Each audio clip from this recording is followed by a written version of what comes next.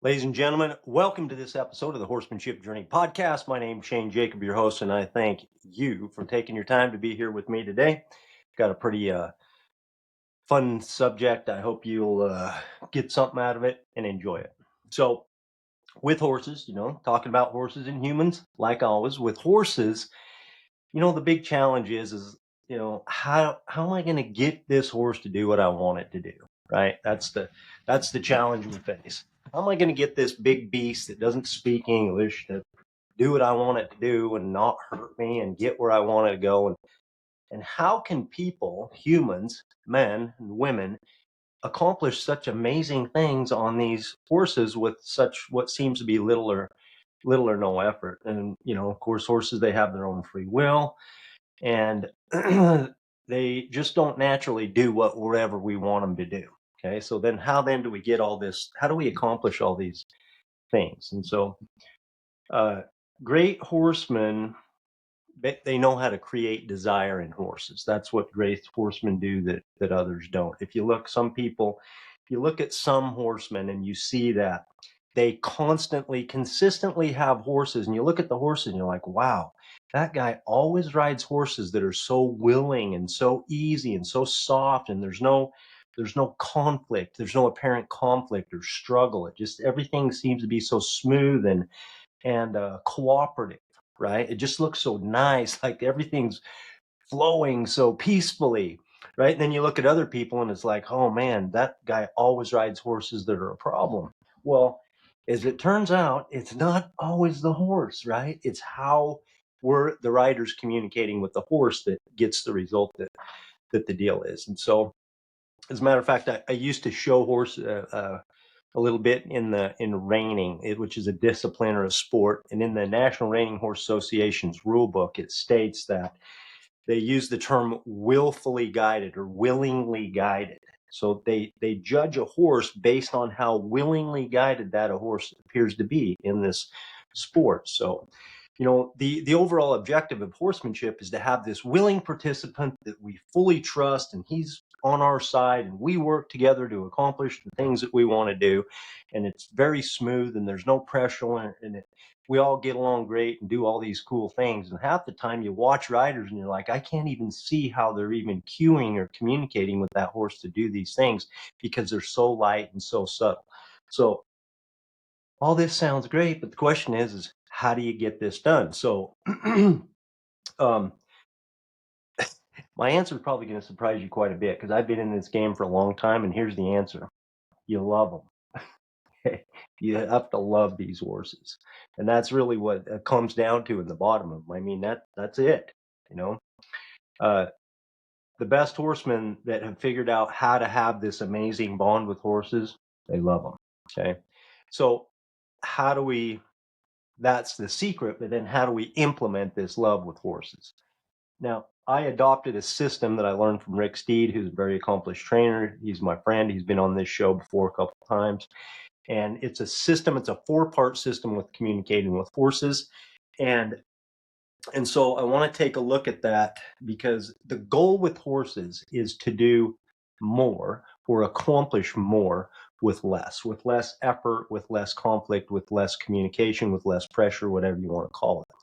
And so, as a matter of fact, our Cowboy Cuffs, the sponsor of the Horsemanship Journey podcast, Cowboy Cuffs shirts, named a shirt after one of Rick Steed's motto, which is do less. Okay, so it's the do less shirt. By the way, pro tip of the week. It's a behind the scenes tip of the week. It's a beautiful blue paisley. It's got a men's and women's version. The do less. It hasn't even been released yet, but look for the do less Cowboy Cuff shirt coming from Cowboy Cuff soon. But anyway, the do less, Rick's idea of do less is that a lot of times with horses, we're busy trying to micromanage and do all these things, and we're overthinking, and we're like doing too many things. Okay, and it confuses and frustrates a lot of times the horse, because we're not clear with our communication. We don't, and so I adopted just as simple, it's a 4-part system to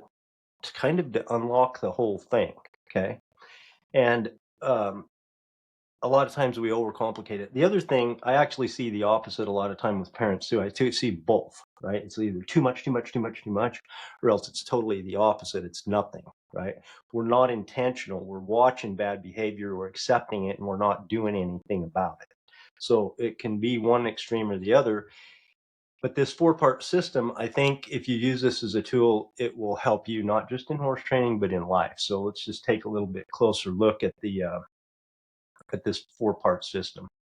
Um, so let's see. So what?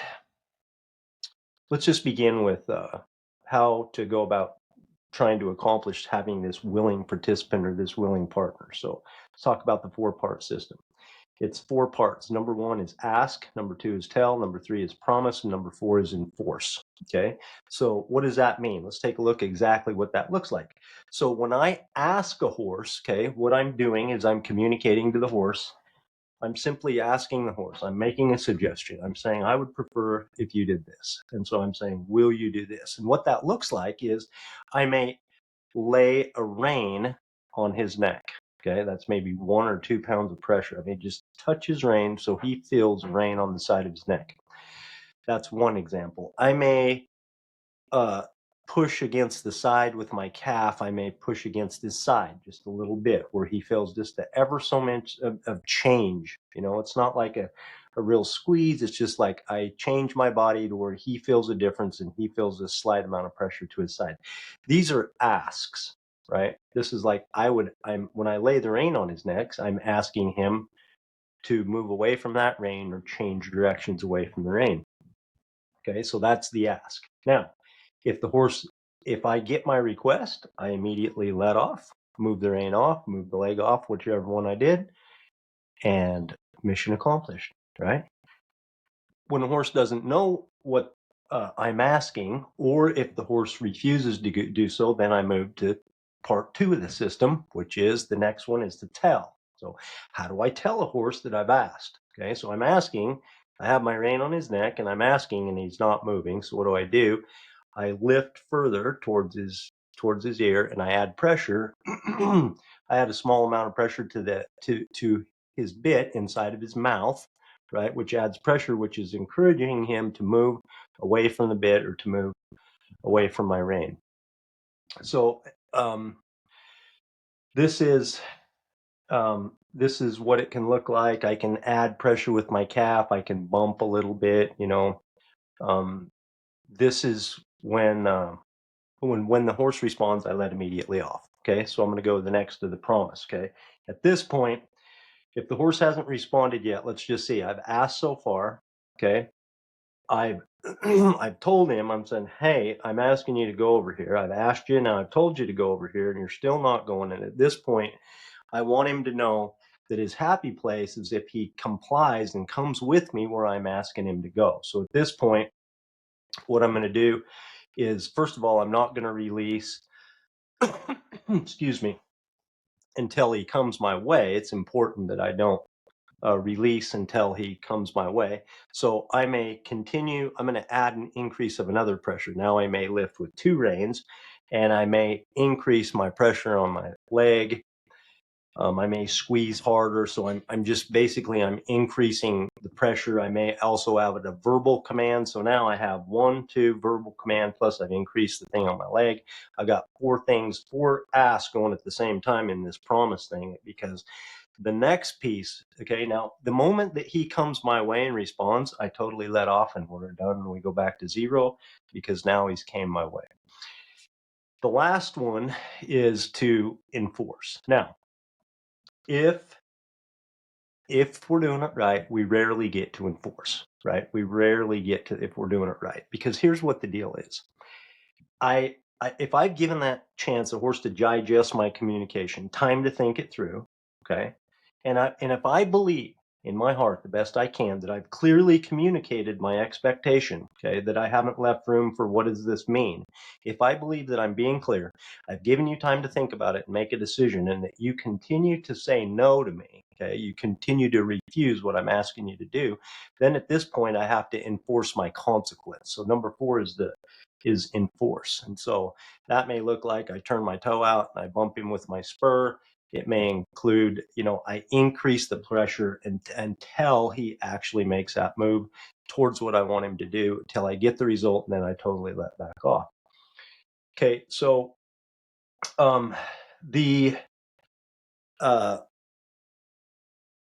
so here's the thing about that. Okay, the reason that this system works is because of 2, 3, and 4. Okay, so if I don't get the result when I ask. If I don't tell, my ask becomes irrelevant. Move down the list. If I don't get a response from tell and I don't move forward to promise, my ask and tell have no value. And the same goes throughout the system. It kind of looks like you've seen this with maybe with yourself or with other people, with kids and dogs, or lots of things in life, right? They start to not have any meaning because there's no consequence. In other words, if you tell your dog to stop barking and he just barks and barks and barks, and eventually you're screaming and yelling, and the dog's like, there's no meaning to him. So he just barks whenever he wants, regardless of what you're doing, because there's no meaning, okay? Because there's no consequence. None that matter to him. So same thing with people. And so that is the summary of a system to make amazing willing participants in horses, which is okay, fine. Shane, that's hunky-dory. Great. You just told me the secret to training horses.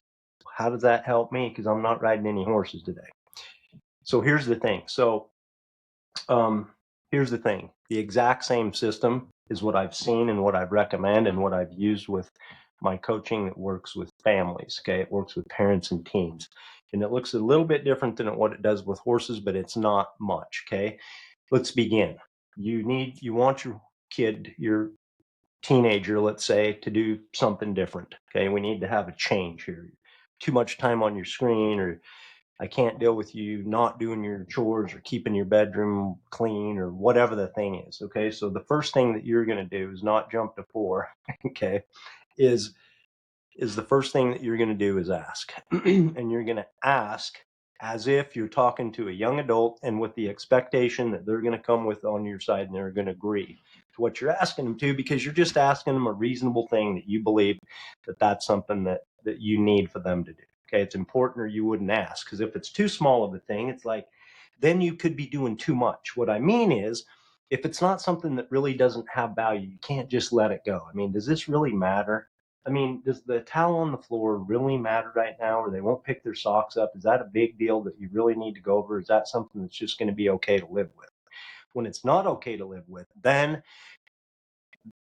what I'm saying is that can be like doing too much, like Rick's motto, do less. I mean, some things will probably just need to be okay, right? You can't control every single little teeny tiny detail that they do. They're their own human beings. And if it doesn't matter, then maybe it doesn't matter.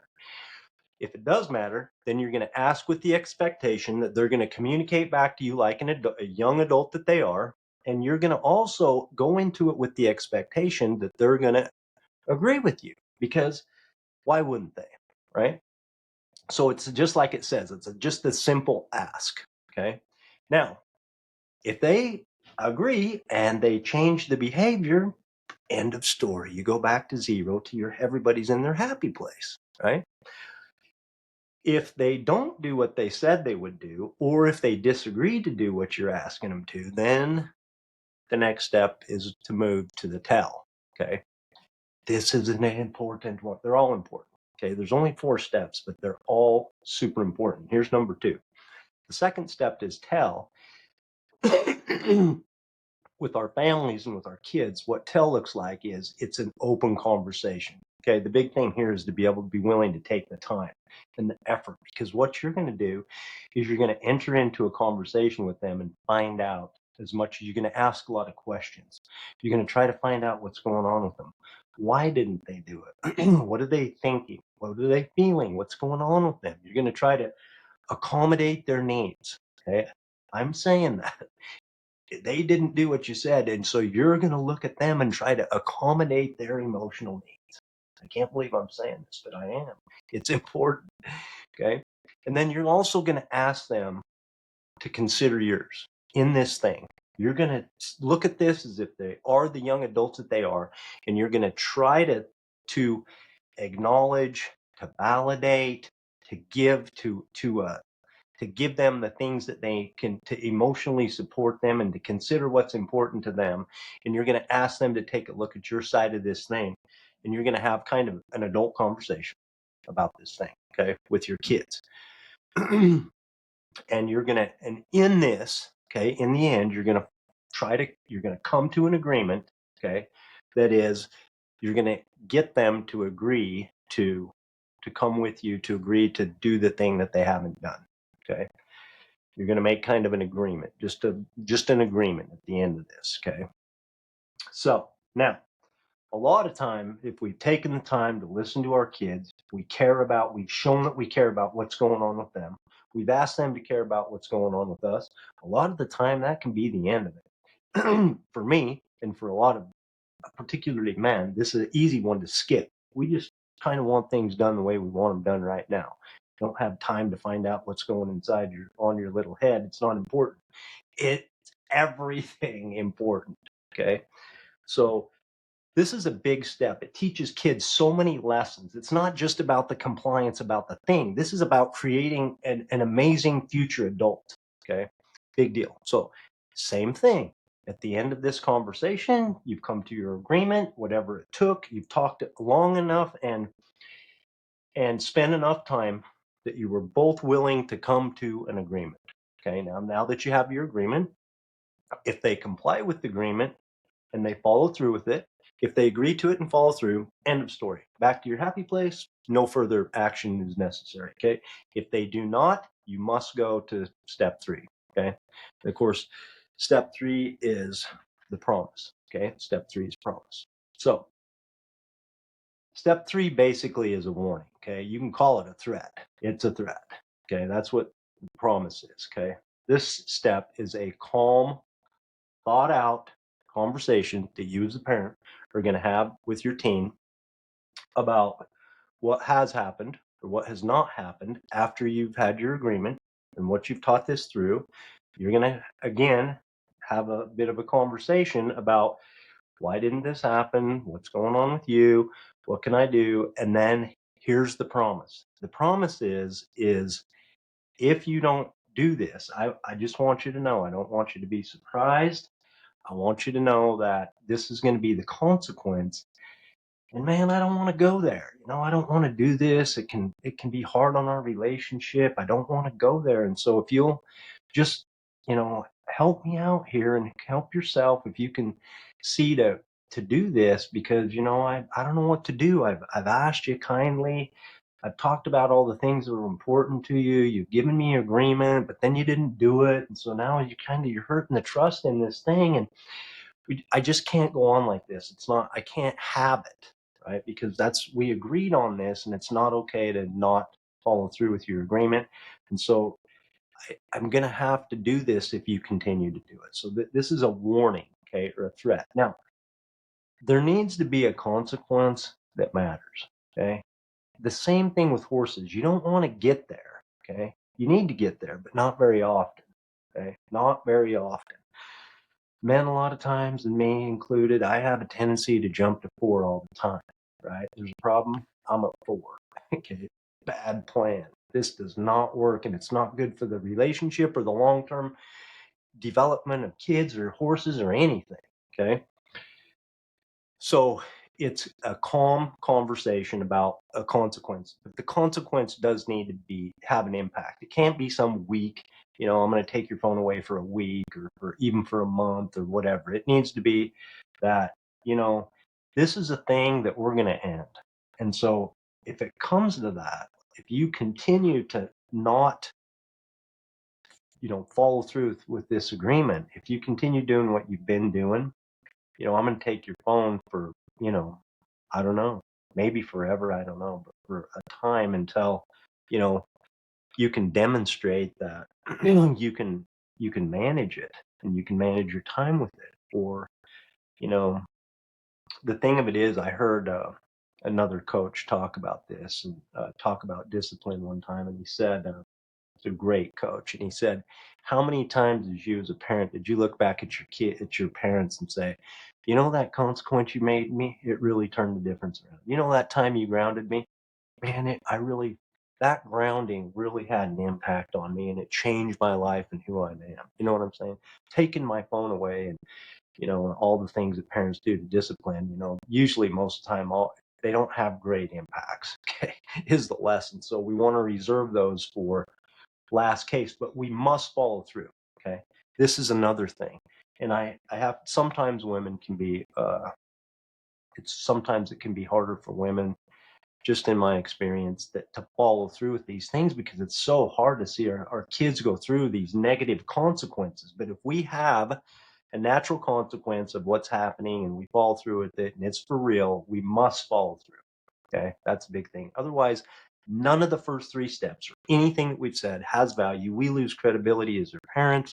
Things start to deteriorate if we don't have the courage to follow through with with our promise. Okay, so we have to follow through. That's a big thing. All of this, one, two, three, four, it's important that every step of this is intentional and it's done with unconditional love. It's not, I'm not going to punish you or I'm going to enforce this consequence on you like that. It's not coming from that place is not, you know, it's not helpful, right? We need to come from, I love you.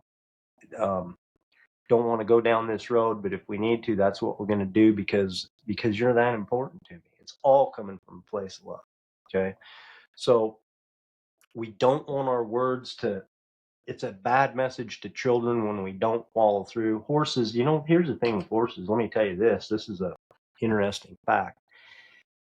When we repeatedly don't follow through, don't follow this system or a similar system with horses, they learn that bad behavior or doing the opposite of what they're asked to do is the way that they get to their happy place. So we create with horses, people, we create just dangerous horses, spoiled, awful. And you look at the horse and you're like, wow, that's a terrible, dangerous horse. And he's got all these bad habits. He's not compliant. They learn that. Okay. They learn that from lack of consequence. Okay. That's how important this is. And a lot of those horses end up getting euthanized, hauled off to the slaughter and all kinds of stuff because they're deemed unsafe for human beings because we have, this happens in case after case. It's a reality. Okay. That human beings, a lot of times, if we're not willing to follow through, and this doesn't have to be a brutal thing. Remember, this is coming from with horses and with people from a place of unconditional love if we're doing it right. But if we don't have the courage to follow through with what we need for them to do for us, then it can have terrible results in horses and people. Here's a big thing. Okay, one of the last things, and that is that just look at this. I have given you today in this conversation a fairly detailed system of how to train a horse. Okay, it's not everything, but it's kind of the basic system, and I've given you some details about it, and you can tell that I've worked on training horses for a long period of time, and I've spent a ton of time and energy on this. And so here's my thing, with as much money as time, yeah, time, money too, but as much time that I've committed in my life training horses, how much time am I committing to implementing good practices into the relationships that I have? And how much are you with your kids? And how much am I with my kids? Am I really being intentional and taking the time to go through deliberate steps to make sure, okay, that I'm being intentional and that I'm doing the best that I can? I'll tell you something. If you've taken your time to be here with me today, you're doing something. You're taking your time, and it's going to hopefully yield a good result. I hope you got a lot of I hope you got some value out of this conversation today. The results, okay, the results with horses and people are to me, they are just staggering, and they're for real. They're measurable. The It's hard to measure respect and trust, but when you feel like that you've increased the trust with horses and even more so with people, when your trust level increases, when you feel that you have a willing partner on your side, and you're not always going to have it in everything with all your kids or your horses by that matter, for that matter, from day to day and in thing to thing. But generally overall, if the relationship is continues to build trust over the time, and your kids develop into what they can see, they grow in trust, they grow in respect, they grow in how the world works and that things matter and there are consequences and all of those things, and they develop into kids that are happy and well-adjusted adults. It's pretty amazing. This stuff is real, and this is one of the things that we talk about a lot day to day in our stable living coaching. So make sure to follow us if stuff like this interests you on all of our media pages. You can find out more about improving relationships and families at thehorsemanshipjourney.com. Thank you for taking your time today for being with me. And remember, you cannot fail as long as you don't ever stop chasing.